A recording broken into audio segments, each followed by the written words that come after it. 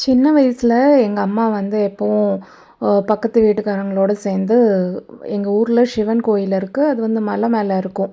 அங்க தான் கூட்டிட்டு போவாங்க. நாங்களும் வந்து எங்க ஏஜ்ல இருக்கிற பொண்ணுங்க, பசங்க எல்லாம் சேர்ந்து போவோம். நல்லாயிருக்கும், ஜாலியா இருக்கும். அப்பல்லாம் வந்து மொபைல் கிடையாது, இன்டர்நெட் கிடையாது. நான் சொல்றது வந்து ஒரு 95, 2000 அந்த மாதிரியான ஒரு டைம்ல தான். அந்த மலை மேல இருக்கிற கோயிலுக்கு ஜாலியா நடந்துட்டே அப்படியே பேசிட்டே அங்க போய் இந்த பிரசாதம்லாம் வாங்கி சாப்பிட்டு, நாங்க பாட்டுக்கு விளையாண்ட்டு நல்லாயிருக்கும். அதுவும் ஈவினிங் டைம் போம்போது தான் இன்னுமே ஜாலியா இருக்கும். எப்படியும் வந்து வீக்லி ஒன்ஸ் ஆவது போயிருவோம். ஸோ அந்த மெமரீஸ் தான் எனக்கு இப்ப நினைக்கும்போதும் வந்து அப்படியே பியூரா இருக்குன்னு நெனைக்கிறேன். அதுக்கப்புறம் வருஷம் வருஷம் அப்பா வந்து சபரிமலை போவாரு. எங்களையும் வந்து கூட்டிட்டு போயிருக்காரு. நான், என் தம்பி, எங்க அக்கா 3 பேர் இருக்கோம் வீட்ல. எங்கள ஒரு 3 ஸ்டாண்டர்ட் படிக்கும்போது நானும் போயிட்டு வந்திருக்கேன் அப்பா கூட. அப்புறம் ஊருக்கு போம்போது அம்மாவோட அம்மா, எங்க கசின்ஸ் ஒரு 11 பேர் இருக்காங்க. எல்லாத்தையும் சேர்த்து உட்கார வச்சு அந்த ஆனுவல் லீவ்ல போம்போது, வீட்டுக்கு முன்னாடி தான் அங்க வாசல்ல விளக்கு வச்சிருப்பாங்க. அங்க வந்து பூஜா ரேக் அந்த மாதிரியெல்லாம் அ பர்ட்டிகுலரா எல்லா சாமியும் வைக்கிற மாதிரியெல்லாம் அந்த ஊர்ல நான் பார்த்தது கிடையாது. அங்க அந்த மாரி பிராக்டிஸ் பெருசா பண்ண மாட்டாங்க. ஒரே ஒரு கிருஷ்ணன் சுவாமி மட்டும் இருக்கும். அத மட்டும் தான் வச்சிருப்பாங்க ஒரு ரேக்ல அவ்வளோதான். அவங்க ஈவினிங் ஆனா விளக்கு வச்சுட்டு, எங்களுக்கு எல்லாத்துக்கும் வந்து கொஞ்சம் ஸ்லோகான்லாம் சொல்லிக் குடுப்பாங்க.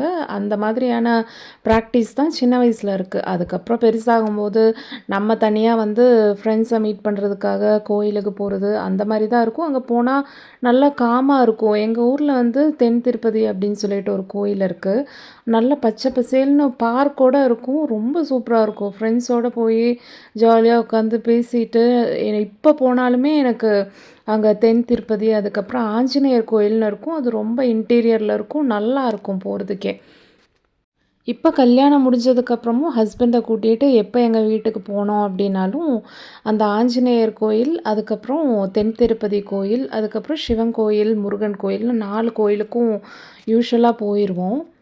இடையில வந்து லைஃப்ல நம்ம டவுன் ஆகும்போது, நமக்கு எல்லாத்து மேலயும் ஒரு எரிச்சல் வரும் இல்லையா? அந்த மாரி தான் எனக்கு வந்து சாமி மேலயும் ஒரு நம்பிக்கையே இல்லாம போயிருச்சு. நமக்கு சாமியே இல்ல, நமக்கு எதுவுமே செஞ்சு குடுக்கல அப்படிங்கிற மாதிரியான ஒரு ஒரு விரக்தியே ஆயிருச்சுன்னா வைங்களேன். அந்த மாதிரி டைம்ல விளக்கு வைக்க தோணாது, பூஜை அறை கிளீன் பண்ண தோணாது, எதுவுமே தோணாது. சாமியே கும்பிட தோணாது. அதுதான் உண்ம. அவ்ளோ டிப்ரஷன்ல தான் இருப்போம்.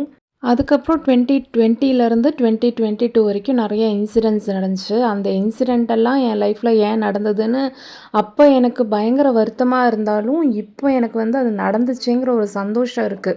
ஏன்னா, அந்த இன்சிடென்ட்டுக்கு அப்புறம் பல முகம்லாம் வந்து நமக்கு தெரிய வந்தது. நெறைய பாடம் கத்துக்கிட்டாச்சுன்னு வைங்களேன். இதுக்கு முன்னாடியே ஒரு வீடியோல இந்த வீட்டுக்கு வந்ததுக்கப்புறம் எங்களுக்கு எவ்வளோ நல்லது நடந்துச்சு அப்படின்னு சொல்லி ஷேர் பண்ணியிருந்தேன். அதில நான் சொல்லியிருந்தேன், ஒரு தடவ அனிதா புஷ்பவனம் குப்புசாமி அவங்களோட வீடியோல மகாலட்சுமி பூஜை அப்படின்னு சொல்லி போட்டிருந்தாங்க. அதுதான் எனக்கு ஃபர்ஸ்ட்டா வந்தது. அது ஏன் வந்ததுன்னே தெரில. நான் அது ரிலேட்டடா எதுவுமே சர்ச் பண்ணல. அங்கருந்து தான் எனக்கு வந்து ஸ்பிரிச்சுவல் ஜர்னி கொஞ்சம் கொஞ்சமா ஆரம்பிச்சது. வெறும் ஒரு ரேக்ல ஒரு கிருஷ்ணன் மட்டும் தான் வச்சு விளக்கு வச்சுட்டுருந்தேன். இப்போ வந்து இவ்வளோ பெரிய பூஜா ரேக்ல இருக்கிற எல்லா சாமியும் இருக்கும்னு நெனைக்கிறேன். அத பத்தின டீட்டெயிலான வ்ளாக் வந்து ஃப்யூச்சர்ல போடுறேன்.